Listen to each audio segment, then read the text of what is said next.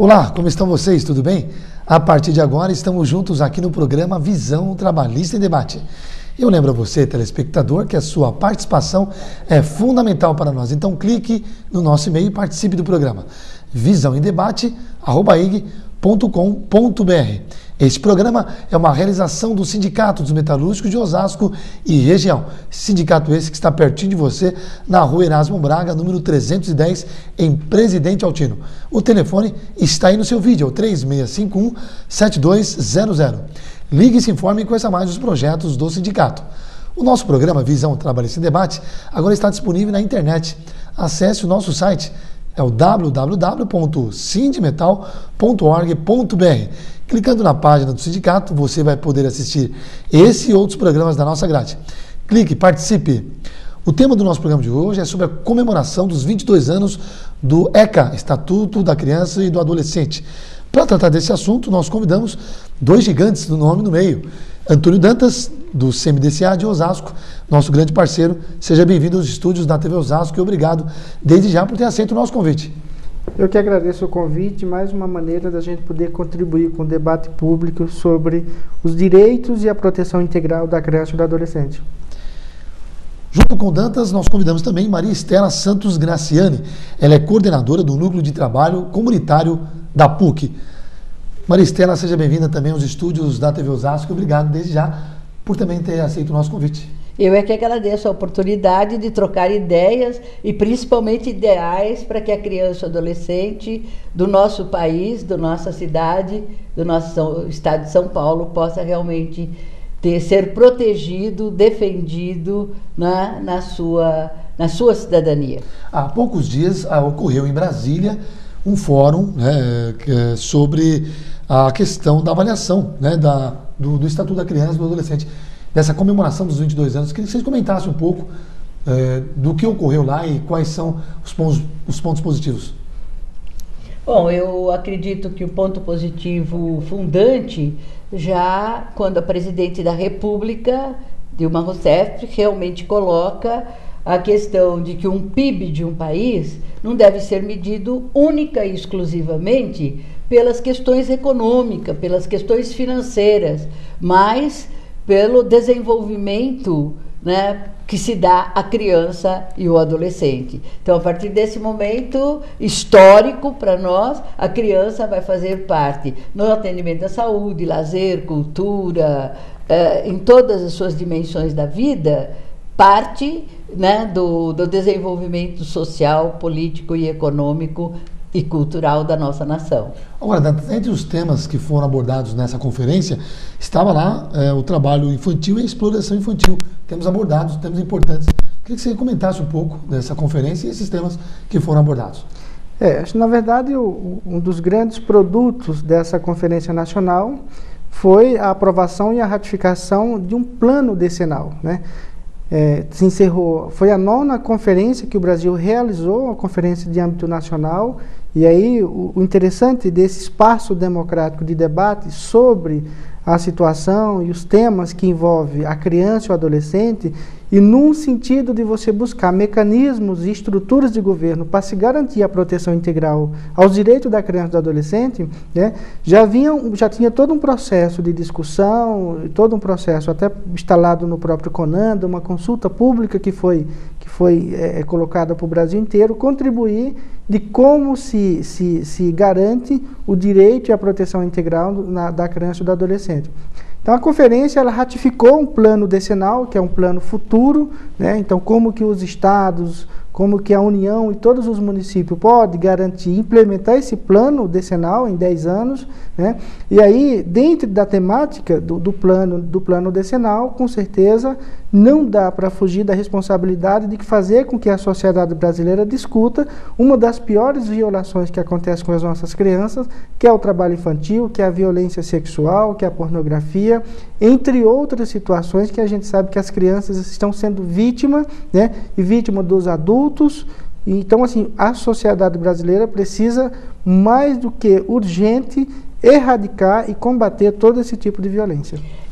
Só acrescentando um ponto bastante importante, essa conferência ela se diferencia substantivamente porque o número de crianças e jovens presentes foi profundamente significativo.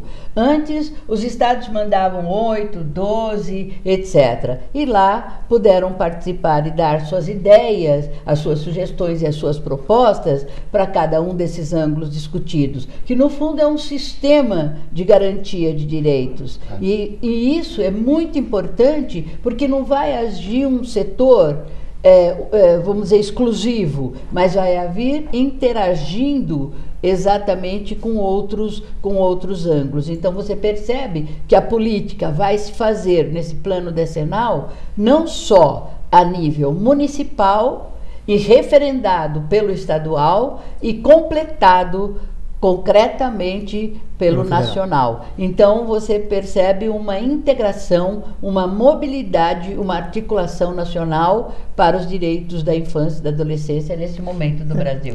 Acho que um outro ponto interessante também foi, que eu chamo de amostra qualificada de debate público, né? Passaram pela Conferência Nacional 3.000 delegados representando todos os estados brasileiros. Foi uma das maiores amostras do ponto de vista da construção e da contribuição da sociedade civil nos programas de governo e na contribuição e na deliberação de um plano decenal, né? E com protagonismo juvenil, que é o que a professora fala, né? Então teve crianças, a participação da criança e dos adolescentes dos 27 estados brasileiros. Isso é um processo de organicidade do Estado frente a uma nova forma de fazer política pública. E essa mudança e essa transformação, mudança você muda o modo. Mudança, você muda a ação e a transformação que está ocorrendo nesse momento. Então, em todas as outras conferências que antecederam, nós nunca tivemos um número tão significativo como esse. Então, eu acho que foi um salto qualitativo muito grande e um plano decenal, a partir dos planos nacionais, vão ocorrer concretamente nos 5.546 municípios brasileiros nesse momento da nossa alegria em ter sido ele nesse momento do CONANDA, eu do CONDECA, porque sempre participamos dos conselhos em termos da sociedade civil ou do governo. E a sociedade ganha com isso, sabendo que duas pessoas de tão competentes que são, fazendo parte desse processo de mudança que o país precisa. Estou recebendo em nossos estudos Antônio Dantas, ele que é do CMDCA de Osasco, e Maria Estela Santos Graciani, coordenadora do Núcleo de Trabalho Comunitário da PUC de São Paulo. O tema do programa de hoje, 22 anos da comemoração do ECA, Estatuto da Criança e do Adolescente. Você pode participar do programa enviando suas perguntas no visãoemdebate@ig.com.br. Nós vamos para um breve intervalo e já voltamos. Fiquem conosco, não saiam daí. Em 1985, quando a polio causava paralisia em 1.000 crianças por dia, o Rotary estabeleceu uma meta: erradicar a polio em todo o mundo. Com mais de 2 bilhões de crianças imunizadas, em breve a meta será atingida. Erradicação mundial da polio. Isto é humanidade em ação. Isto é Rotary. Rodas exclusivas. Estrutura compacta e reforçada. Grande manobrabilidade. Visibilidade total. Motor elétrico. Extremamente silencioso. O veículo mais usado por quem sobrevive a acidentes graves de carro e principalmente moto. Fuja dele, não corra.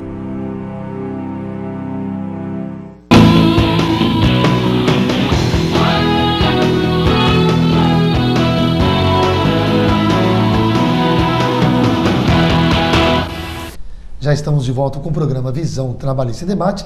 Lembrando a você, telespectador, que a sua participação é fundamental para nós. Clique no nosso e-mail e participe do programa. visãoemdebate@ig.com.br. O tema do programa de hoje, 22 anos da comemoração do ECA, Estatuto da Criança e do Adolescente. Meus convidados, Antônio Dantas e Maria Estela Graciani. Eu queria que vocês comentassem, desde 1990, quando foi criado o Estatuto da Criança e do Adolescente, que avanços vocês poderiam citar nesses 22 anos de criação do Estatuto da Criança e do Adolescente, do ECA? Acho que, sem sombra de dúvida, houve avanço significativo. Primeiro, a regulamentação, e aí, em 1990, quando promulga a Lei 8.069, você estabelece que a criança e o adolescente, ele é sujeito de direito, né? E também, junto com essa legislação, você estabelece parâmetros de proteção integral. De 1990 até agora, 2012, sem sombra de dúvida, o marco legal foi se aprimorando. Vários artigos do Estatuto que a gente tinha, eles se transformaram em outros artigos porque foram lei, né? Então, assim, a gente tinha artigo que era previsto que tratava de uma proteção sobre a pedofilia. Hoje, o desdobramento desse artigo do Estatuto virou uma lei que proíbe, que inibe, né, qualquer exposição de criança ou de adolescente numa relação de exploração sexual. Então, a proteção integral, do ponto de vista do marco regulatório, avançou e avançou muito, né? Sem sombra de dúvida. A gente tem que comemorar e não pode, na verdade, não pode parar de lutar, porque se para a coisa fica estanque, né, para ir afunilando, porque a legislação, o princípio da legislação brasileira é baseado no princípio inglês, que na medida em que a relação social vai se modificando, o marco regulatório e a legislação vai acompanhando. Certo. Né? Então, acho que desse marco regulatório nós avançamos e muito. E essa metamorfose, essa mudança se deu, inclusive, pela parceria entre a sociedade civil organizada, claro, né, e ao lado do Estado. Então, é uma parceria que vai se aprimorando cada vez mais e o conhecimento vai se ampliando.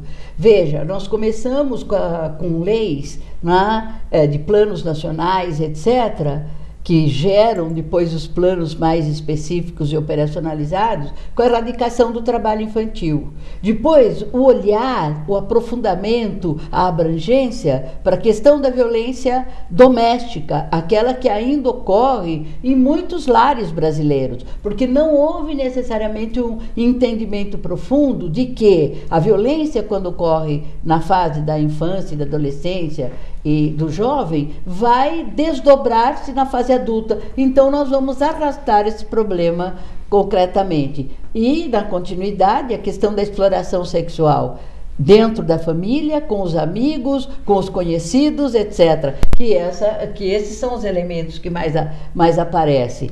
Tratamos de conhecer um pouco mais a questão do SINASE, que é um sistema de atendimento ao jovem autor de ato infracional, com minúcias de atendimento, até com um plano individual de atendimento que se chama PIA.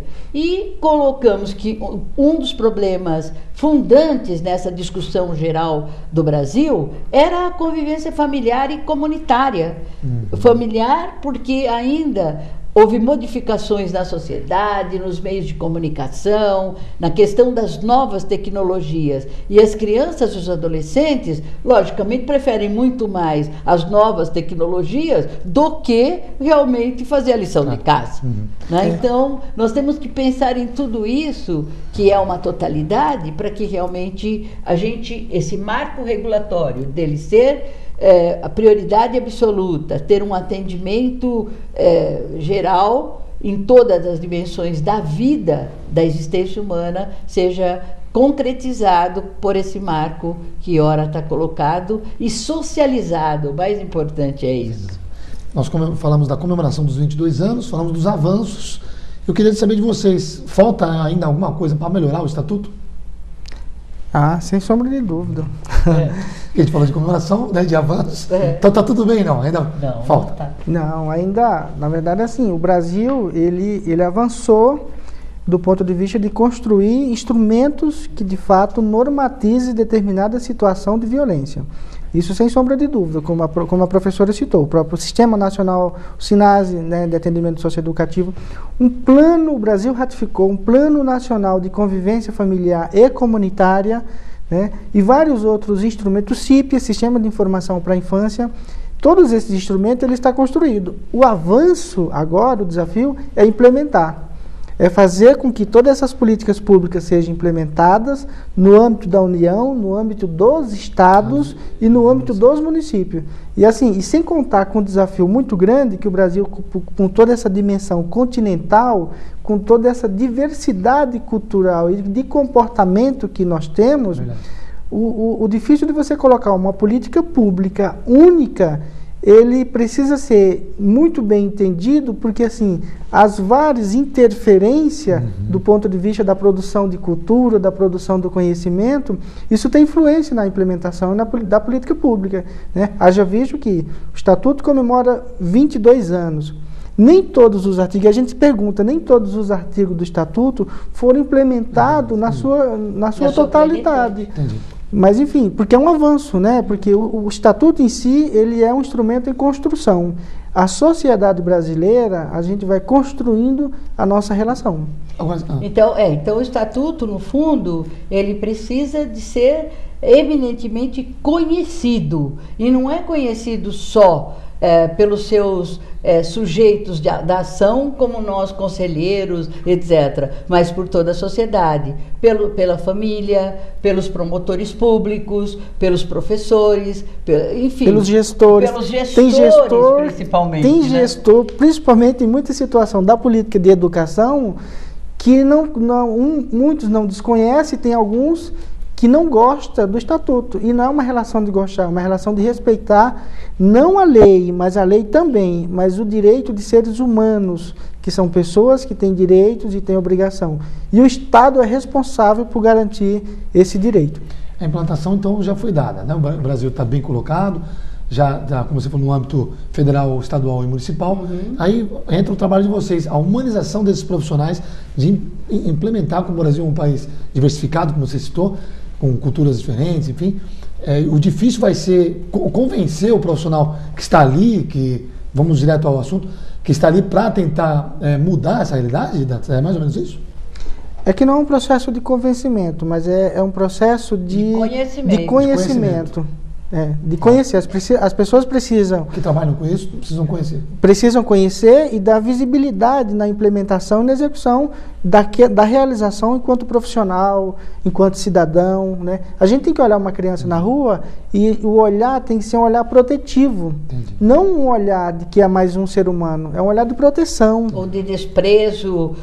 Por exemplo, um atendente do hospital, a pessoa que vem doente, tem que ser acolhida de uma forma terna e não como se fosse alguém que fique lá numa maca gritando de dor, etc. Então, eu tenho que saber a razão de ser da dor para encaminhar efetivamente. Você deu um exemplo, né?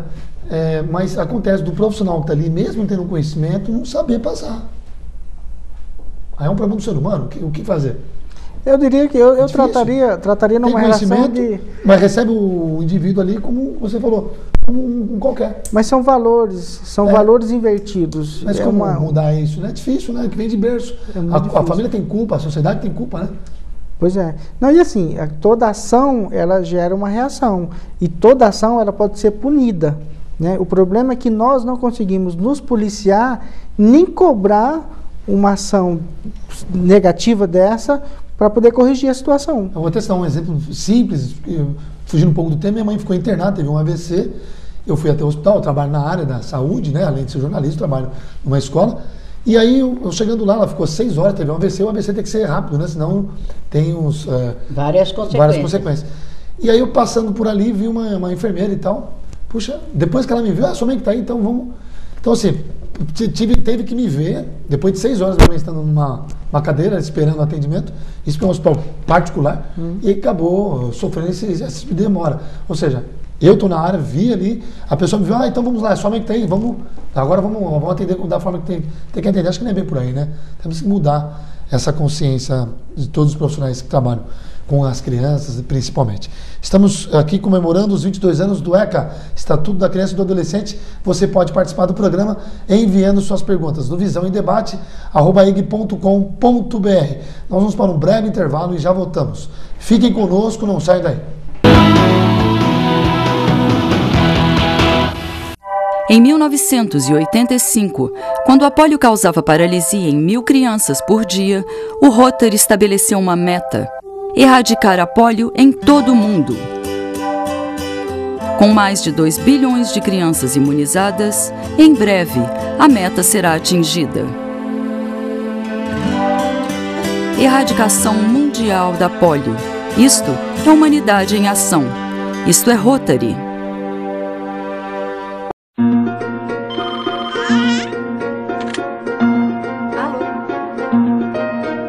No Brasil, mais de 5 mil crianças morrem todos os anos e mais de 100 mil são hospitalizadas por causa de acidentes. Só um pouquinho. Aprenda a prevenir acidentes com crianças. Acesse www.criançasegura.org.br.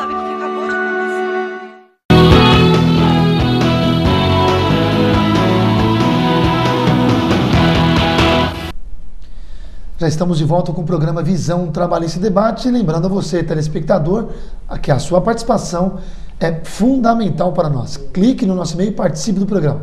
visãoemdebate@ig.com.br. Tema do programa: 22 anos de comemoração do ECA, Estatuto da Criança e do Adolescente. Conversamos aqui nos bastidores sobre a rede de proteção. Se vocês comentassem, explicassem aos nossos telespectadores o que vem a ser a rede de proteção. É uma novidade, né, dentro do aspecto do próprio Estatuto da Criança e do Adolescente, uma proposta efetiva onde órgãos governamentais, autarquias, esse grande terceiro setor que hoje o Brasil comemora, de organizações não governamentais que apoiam as políticas públicas definidas. Então isso vai se formando aos poucos na nossa nação uma verdadeira rede, e essa rede tem colaborado não só com recursos, formação de educadores, gestores, até promotores públicos e com as universidades, etc., para que isso tenha competência, efetividade, eficácia concreta dentro do atendimento da infância e da adolescência. É uma novidade ainda, uma coisa nova, mas que realmente vem se consolidando. Inclusive até dão prêmios, né, para algumas entidades que fazem um trabalho de qualidade, um trabalho aprofundado, de abrangência nacional, etc., para que realmente estimule, motive mais entidades e órgãos governamentais e não governamentais de serem parceiros nessa empreitada de trabalho social, de atendimento à infância, nos abrigos. São muitas as ONGs que participam? São muitíssimas ONGs no Brasil. É um número incomensurável hoje. Aliás, um dos aspectos que a gente estava comentando antes de começar o programa era a questão de as nossas pesquisas ainda são precárias. Os nossos dados, como o Dantas falou, são ainda muito atrasados, de 2005, 2010 e tal, e nós já estamos em 2012 para 2013. Então, nós precisamos urgentemente aprender a fazer registros das nossas atividades com consistência, não só os conselhos tutelares, os promotores, os professores, para que a gente tenha uma visão e um olhar muito mais verticalizado sobre a realidade onde atuamos. Eu acho que essa pesquisa vai dar um controle social muito efetivo, os indicadores vão nascer dessa prática e vamos ter realmente um monitoramento do desencadear desse desenvolvimento de atendimento no Brasil. Essas redes de proteção realmente vai ter seu papel executado? Sim, na medida do possível em que se trabalha a mobilidade e a organicidade da sociedade civil, e a sociedade civil cada vez mais ela percebe que ela é parte contribuinte na proteção integral dos direitos da criança e do adolescente, independente da ação do governo, isso vai se aprimorando e aí vai se descobrindo a competência institucional de cada um. Né? A rede de proteção integral é isso. Então, qual que é o papel da academia com relação à proteção integral da criança e do adolescente, na produção do conhecimento? Esse é o feeling ou o métier da academia. A academia tem que dar a sua contribuição. De igual forma, as organizações que é formada pela sociedade civil na comunidade. Entendi. Qual é o papel da igreja? Qual é o papel das organizações de moradores? Qual é o papel das entidades sociais que ora fazem gestão de recursos públicos, ora não fazem gestão de recurso público, mas todas têm a responsabilidade, são corresponsáveis numa ação articulada de rede para garantir a proteção integral, né? Então, acho que isso vem se avançando, e na medida em que a mobilização social frente a dados estatísticos que a gente vai descobrindo e vai identificando, vai tendo a possibilidade de se moldando uma nova relação social. Agora, eu queria dizer assim, o Brasil ele é um país que ele do ponto de vista de gerar novas tecnologias, ele é um país de primeiro mundo, está literalmente avançado. Só que na sociabilidade dos processos educativos, né, de dados estatísticos, de geração, nós ainda estamos pecando muito, né? Então, as informações que a gente tem, pela falta de hábito de registrar, de dar retorno àquilo com que você se compromete... Ainda fica devendo. Que ainda está devendo. Haja visto que a lei de informação foi promulgada, foi sancionada o mês passado. Aliás, esse mês quase, né? A lei de acesso à informação e transparência, tudo que for deliberado, tudo que for encaminhado pelo poder público, tem que dar retorno daquilo que encaminhou para a sociedade, né? Acho que isso ajuda, acho que isso avança quando a gente se pensa em direito à informação, em garantir proteção integral do ponto de vista de conhecimento, de ter acesso ao conhecimento de maneira mais rápida, mais ágil, né? E um aspecto importantíssimo dentro dessa dimensão, é o que nós estamos percebendo, são os movimentos sociais, os movimentos sindicais, os movimentos de igreja, os movimentos sociais, que se agregam e também estão conhecendo a dimensão dessa prioridade absoluta que é a criança e adolescente. Estão adentrando com a colaboração. Essa participação, principalmente do sindicato, que você citou, é fundamental para o nosso trabalho. Ele é fundante. Então, nós temos que ter claro, né, a consistência da movimentação no Brasil, dessas forças vivas, seja da sociedade civil organizada, seja do Estado colocando um orçamento aquinhoado, cheio, completo, para que realmente dê conta dessa miserabilidade, dessa luta pela subsistência e